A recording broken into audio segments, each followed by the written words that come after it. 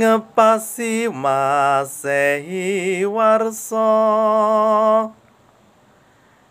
bulan Juli anuju tanggal 1 ing 2021 taun nyoten kaserat estu kangge tepa tulodo satuhu